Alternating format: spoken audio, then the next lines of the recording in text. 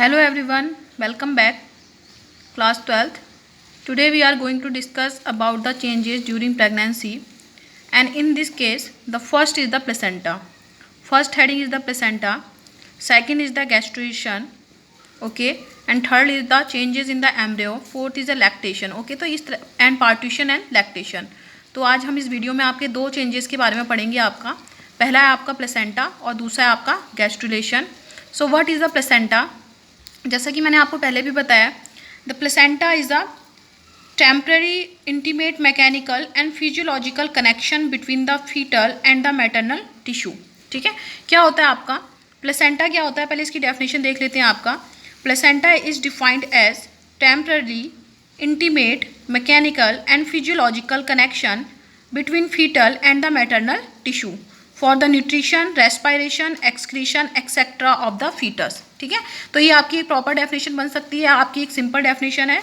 It is a temporary intimate mechanical and physiological connection. क्या होता है आपका? टेम्पररी होता है आपका, क्योंकि जब तक प्रेगनेंसी होगी तब तक रहेगा आपका. इंटीमेट होता है आपका, क्लोजली अटैच्ड होता है आपका. मैकेनिकल होता है आपका, फिजियोलॉजिकल कनेक्शन होता है आपका फीटस और मैटरनल टिश्यू के बीच में. ओके, और इसका ये क्यों बनता है आपका? ताकि आपका जो फीटस है उसको न्यूट्रिशन मिल सके, उसमें रेस्पायरेशन हो सके, उसमें एक्सक्रीशन की प्रोसेस हो सके. यानी कि फीटस की सारी जो आपकी क्या है आपकी लाइफ प्रोसेसेस हैं उनको फुलफिल करने के लिए प्लेसेंटा का क्या होता है आपका फॉर्मेशन होता है. तो how the placenta is form, मैंने आपको पहले भी बताया कि the formation of the placenta takes place within 3 month of the pregnancy. यानी कि प्रेगनेंसी के 3 मंथ तक आपका प्लेसेंटा पूरी तरह से क्या हो जाता है आपका डेवलप हो जाता है. और इससे पहले जो प्लेसेंटा का काम होता है यानी कि प्रेगनेंसी को आपका मेंटेन करने का काम होता है वो कौन करते हैं? आपका कॉर्पस लूटियम करते हैं, क्योंकि कॉर्पस लूटियम आपका प्रोजेस्ट्रॉन हार्मोन को क्या करते हैं आपका सेक्रेट करते हैं. And progesterone hormone is responsible for the maintenance of the pregnancy. Okay, तो 3 मंथ का टाइम लगता है आपका प्लेसेंटा के फॉर्मेशन में. तो क्या होता है आपका, किससे होता है आपका फॉर्मेशन? जैसा कि हमें पता है जो ब्लास्टोसिस्ट होता है आपका उसमें आपके 2 तरह की सेल्स होती हैं. The first is the trophoblast and the second set is the inner cell mass. 2 cell की लेयर होती हैं, पहली आपकी ट्रोपोब्लास्ट होती है और दूसरी क्या होती है आपकी इनर सेल मास होती है. So in the formation of the placenta the trophoblast takes place because the with the help of the trophoblast the जो आपका क्या होता है आपका जाइगोट होता है, या फिर हम बोल सकते हैं आपका जो ब्लास्टुला होता है, जो ब्लास्टोसिस्ट होता है वो क्या होता है आपका एम्ब्रियो होता है. किसमें? आपका एंडोमेट्रियम वॉल में. किसकी? आपका यूट्रस की. तो इसी तरह से आपका प्लेसेंटा के फॉर्मेशन में भी जो पार्टिसिपेट करता है वो मेनली कौन करता है? आपका ट्रोपोब्लास्ट लेयर करती है आपकी. ठीक है, तो ये क्या कहता है, जैसे ही आपका इम्प्लांटेशन हो जाता है and just after the implantation what happen, the finger like projection appear on the trophoblast. Trophoblast के ऊपर आपके फिंगर लाइक अपियरेंस क्या होते हैं आपके? अपियर होते हैं आपके. ठीक है, फिंगर लाइक जो प्रोजेक्शन होंगे वो आपके अपियर होंगे आपके. And these projections are known as the chorionic villi. इनको क्या बोला जाता है आपका? कोरियोनिक विली बोला जाता है आपका, क्योंकि इनमें आपके कोरियोन जो आपकी लेयर होती है, आपकी लेयर फॉर्म होती है, वो भी क्या करती है आपका? पार्टिसिपेट करती है आपका. Which are surrounded by the uterine tissue and maternal blood. तो ये जो आपकी विली, जो आपका ये फिंगर लाइक अपियरेंस आपकी क्या होते हैं आपके जो ट्रोपोब्लास्ट लेयर है उसके ऊपर क्या होते हैं आपके प्रोजेक्शन आपके अपियर होते हैं. इनको कोरियोनिक विली बोलते हैं. और ये कोरियोनिक विली क्या होती है आपकी जो यूट्रस होता है और जो आपका मैटरनल ब्लड होता है उससे क्या रहता है आपका? सराउंडेड रहता है. और यही आपके प्लेसेंटा में पार्टिसिपेट करते हैं फॉर्मेशन में. ठीक है, so the chorionic villi and the uterine tissue become interdigitated with each other. तो क्या होता है आपका कोरियोनिक विली हो गए आपके, और जो आपके यूटेराइन जो क्या है आपके टिश्यू हैं. कोरियोनिक विली किसका पार्ट हो गया आपका? It is a part of the embryo. और जो यूटेराइन पार्ट है ये किसका पार्ट हो गया आपका? मदर का. तो कोरियोनिक विली आपका फीटस का पार्ट हो गया, यूटेराइन टिश्यू आपका मदर का पार्ट हो गया. दे बिकम इंटरडिजिटेड, यानी कि आपस में क्या हो जाते हैं? बहुत ज़्यादा क्लोजली अटैच्ड हो जाते हैं आपका, इंटरडिजिटेड हो जाते हैं. जैसे दोनों हाथ की फिंगर्स को अगर हम क्या करें एक दूसरे के साथ मिला करके बैंड कर दें, उस तरह का आपका स्ट्रक्चर क्या होता है आपका? फॉर्म होता है with each other and jointly form a structure and functional unit between fetus and the maternal body called the placenta. एक डेफिनेशन मैंने आपको पहले बताई थी, आप उसको पहले लिख लें वो ज़्यादा बेटर है. उसके बाद ये किसका फॉर्मेशन करेंगे? आपका एक स्ट्रक्चर एंड फंक्शनल यूनिट का फॉर्मेशन करेंगे. किस किस के बीच में? आपका फीटस और मैटरनल बॉडी के बीच में, जिसको क्या बोला जाता है आपका? प्लेसेंटा बोला जाता है. तो ये क्या हो गया आपका? प्लेसेंटा हो गया. किससे फॉर्मेशन होता है आपका? ट्रोपोब्लास्ट से फॉर्मेशन होता है. तो मैं आपको पहले भी बता दूं जो प्लेसेंटा होता है इसके फॉर्मेशन में ट्रोपोप्लास्ट पार्टिसिपेट करता है आपका. और जो आपका गैस्ट्रुलेशन की प्रोसेस होती है उसमें आपका इनर सेल मास क्या करता है आपका? पार्टिसिपेट करता है. An important point is that the size of the placenta is less than 1 kilogram. जो आपका प्लेसेंटा का साइज होता है वो आपका 1 किलोग्राम के लगभग या उससे थोड़ा कम होता है. ठीक है, और इसके फॉर्मेशन में आपका 3 मंथ का टाइम लगता है. तो अब हम इसका एक बार डायग्राम देख लेते हैं. Okay students, so this is the typical diagram of the placenta, placenta का आपका डायग्राम है जिसके अंदर आपका फीटस भी आपका शो किया गया है. So it is the placenta in the late stage. Late stage में आपका ये प्लेसेंटा का डायग्राम है. We can see that. So this is the portion of the uterus. ये आप देख सकते हैं, ये आपका फैलोपियन ट्यूब का पोर्शन है. ठीक है, ये आपका क्या है, दोनों साइड से फैलोपियन ट्यूब का पोर्शन है. और ये क्या है, आपका पूरा का पूरा आपका प्लेसेंटा है. इसके अंदर आपका क्या है, आपका फीटस है. ठीक है, फीटस देख सकते हैं आप लोग. और ये क्या है, आपका यूट्रस है. आपका पूरा यूट्रस में क्या हुआ है, आपका एम्बेडेड हुआ है आपका. तो आप देख सकते हैं this is the uterus and this is the endometrium. Endometrium में ये पूरा का पूरा क्या हो जाता है, आपका एम्बेडेड हो जाता है. ठीक है, अब आप देख सकते हैं this is the umbilical cord. Umbilical cord क्या होता है आपका, umbilical cord is the rod like structure या ट्यूबुलर स्ट्रक्चर हम बोल सकते हैं. With the help of the which the placenta is connected to the foetus. जिससे आपका प्लेसेंटा फीटस से क्या रहता है, आपका कनेक्टेड रहता है. इसी अम्बिलिकल कॉर्ड के थ्रू क्या होता है, आपका सारा मटेरियल क्या होता है, आपका कहाँ तक पहुँचता है, आपका प्लेसेंटा तक पहुँचता है. फिर प्लेसेंटा से कहाँ जाएगा, आपका मैटरनल टिश्यू में जाएगा आपका. And these are the villi. ये क्या है, आपकी कोरियोनिक विली है आपकी. और जो ये वाला पोर्शन है आपका डेसिडुआ प्लेसेंटल, ये आपका मैटरनल पोर्शन हो गया. और ये वाला क्या हो गया, आपका फीटस का पोर्शन हो गया. फीटस वाले पोर्शन को आपका प्लेसेंटा का क्या बोला जाता है, आपका डेसिडुआ प्लेसेंटेलिस बोलते हैं. और ये आप देख सकते हैं कि ये आपका फीटस पोर्शन है, ये मैटरनल पोर्शन है आपका. ये आपका अम्बिलिकल कॉर्ड है, ये आपकी अम्बिलिकल वेसल्स है आपकी. ठीक है, एंड इसके अलावा ये क्या है, आपका फीटस जिस आपकी कैविटी में आपका प्रेजेंट रहता है उसमें क्या होता है, आपका फ्लूइड भरा रहता है, जिसको क्या बोला जाता है, आपका एमनियोटिक फ्लूइड बोला जाता है. And this cavity is known as the amniotic cavity. Amniotic cavity के चारों ओर जो लेयर उसको आपकी कवर करती है, this layer is known as the amnion.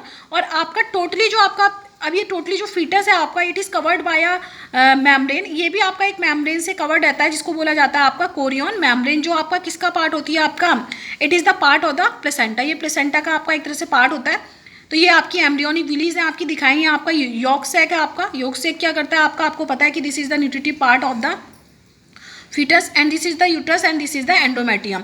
तो ये आपका कंप्लीटली डायग्राम हो गया किसका, आपका प्लेसेंटा का. ठीक है, अब हम प्लेसेंटा के फंक्शंस के बारे में क्या कर लेते हैं, आपका डिस्कस कर लेते हैं. Okay student, now the functions of the placenta. The first function is that it facilitate the supply of oxygen and nutrients to the embryo.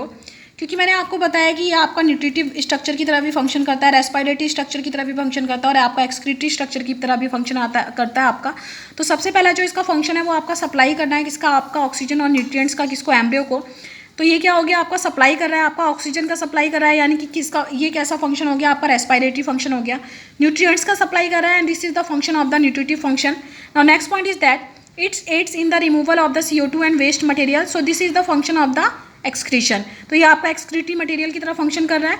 ये फीटस का जो भी आपका वेस्ट मटेरियल है, चाहे वो CO2 हो चाहे आपका अदर वेस्ट मटेरियल हो, उसको क्या करता है, आपका रिमूव आउट करता है किसमें, आपका मैटरनल ब्लड में. Next point is that the placenta is connected to the embryo through a umbilical cord, जैसा कि मैंने आपको बताया, which help in the transport of substances to and from the embryo. मैंने आपको पहले भी बताया अभी कि जो आपका अम्बिलिकल कॉर्ड होता है, with the help of the umbilical cord the placenta is connected to the foetus. Foetus से आपका क्या होता है, आपका प्लेसेंटा कनेक्टेड रहता है, डायरेक्ट आपका कनेक्शन नहीं होता है आपका. तो जो अम्बिलिकल कॉर्ड होता है, अम्बिलिकल कॉर्ड की हेल्प से क्या होता है, with the help of the umbilical cord the material comes in and out. क्या होता है आपका, उसका इनटेक और आउटटेक होता है, आपका रिलीज होता है आपका किसकी हेल्प से, आपका अम्बिलिकल कॉर्ड की हेल्प से. इस तरह आपका फीटस में आपके होने वाले डिजीज के चांसेस क्या होते हैं, बिल्कुल जीरो हो जाते हैं. नाउ नेक्स्ट इंपॉर्टेंट पॉइंट, ये बहुत ही इंपॉर्टेंट पॉइंट है, एग्जाम में पूछा जाता है आपका. The placenta also act as a endocrine tissue. Placenta आपका एक एंडोक्राइन टिश्यू की तरह भी क्या करता है, आपका फंक्शन करता है. And it is produced different types of the sex hormone such as the human chorionic gonadotropin HCG, human placental lactogen HPL, oestrogen, progesterone et cetera. तो ये सारे के सारे जो हार्मोन है आपके, these hormone are responsible for the maintenance of the foetus. Foetus की growth और उसके मेंटेनेंस के लिए क्या होते हैं, आपके रिस्पॉन्सिबल होते हैं. और प्लेसेंटा इन सारे हार्मोन्स को क्या करता है, आपका सेक्रेट करता है. An important point is that in the later phase of the pregnancy hormone like the relaxin is also secreted by the ovary. याद रखिए, ओवरी बोल रही हूँ मैं, प्लेसेंटा नहीं बोल रही हूँ. आपका लेटर जो प्रेगनेंसी है उसके आपके लेटर स्टेज में क्या होता है, आपका ओवरीज क्या करती हैं, आपका रिलैक्सिन नाम का हार्मोन क्या करती हैं, आपका सेक्रेट करती हैं. इंपॉर्टेंट पॉइंट क्या है आपका कि the secretion of the hormones like the progesterone, okay, HCG, HPL, ठीक है, oestrogen, progesterone, mainly progesterone, relaxin, ये जितने भी हार्मोन्स हैं आपका, इन सब का जो सेक्रेशन होता है वो आपका केवल प्रेगनेंसी के दौरान ही होता है. उसके बाद ये इनका सेक्रेशन आपका नहीं होता है. HPG और आपका जो HPL है आपका, इनका तो सेक्रेशन बिल्कुल भी नहीं होता है आपका. ठीक है, and same in the case of the progesterone hormone. ठीक है। तो जो आपका रिलैक्सिन हो गया, प्रोजेस्टेरोन हो गया, आपका HCG हो गया, आपका HPL हो गया, ये जो हार्मोन है आपका, ये केवल आपका प्रेगनेंसी के टाइम पे क्या होते हैं, आपके सेक्रेट होते हैं, अदरवाइज ये आपका होल लाइफ में वैसे कभी भी सेक्रेट नहीं होंगे प्रेगनेंसी को छोड़ करके। तो ये तो सारा फंक्शन हो गया किसके बारे में, आपका प्लेसेंटा के फंक्शंस हो गया, आपके इंपॉर्टेंट फंक्शन है आपका। It act as a nutritive structure, it act as the respiratory structure, it act as a किसकी तरह एक्ट करता है आपका, it acts as the excretory organ, ठीक है। ये आपका हर तरह से आपका क्या करेगा, आपका फंक्शन करेगा आपका, ठीक है। Now coming to the next point, so this is the gastrulation, ठीक है। What is the gastrulation? Gastrulation क्या होता है आपका, the transformation of the blastocyst into the 3 layered structure called the gastrula by the process called the gastrulation. तो gastrulation क्या होता है आपका, the transformation of the blastocyst into the 3 layered structure called the gastrula, यानी कि blastocyst का आपका gastrula में कन्वर्ट होना ही क्या कहलाता है, आपका गैस्ट्रुलेशन कहलाता है। So the formation of the 3 germ layers, यहाँ पर आप 3 जर्म लेयर्स भी लिख सकते हैं, the formation of the 3 germ layers. वैसे आपका 2 जर्म लेयर्स भी हो सकता है आपका जो डिप्लोब्लास्टिक ऑर्गेनिजम्स होते हैं, and in the case of the triploblastic organism 3 germ layers, and human beings are the triploblastic organisms. So immediately after the implantation what happen, the inner cell mass differentiate into the outer layer called the ectoderm, inner layer called the endoderm, and after some time a middle layer is also developed which is known as the mesoderm. Okay, तो 3 layer का आपका formation होता है, आपका ectoderm का, endoderm का, आपका mesoderm का, ठीक है। इनका फॉर्मेशन क्यों होता है, क्योंकि जो आपकी इनर सेल मास होता है, आपका इनर सेल मास जब आपका लेयर में कन्वर्ट होता है तो इसमें क्या होते हैं, आपके कुछ आपकी स्टेम सेल्स प्रेजेंट रहती हैं, and these stem cells are responsible for the formation of the tissues and organs of the body. जो एडल्ट की बॉडी में जो आपके टिश्यूज़ और ऑर्गन्स होते हैं उनके फॉर्मेशन में कौन पार्टिसिपेट करता है, यही 3 जर्म लेयर्स क्या करती हैं, आपका पार्टिसिपेट करती हैं।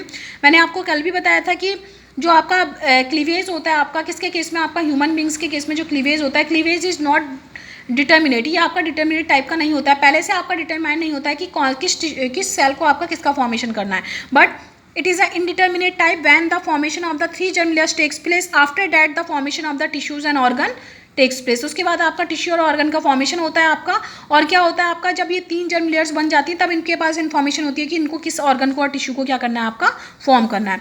सो the definition is here, the transforming blastocyst into the 3 layered structure called the gastrula by a process called the gastrulation. So these 3 layers give rise to all tissue and organs in an adult body.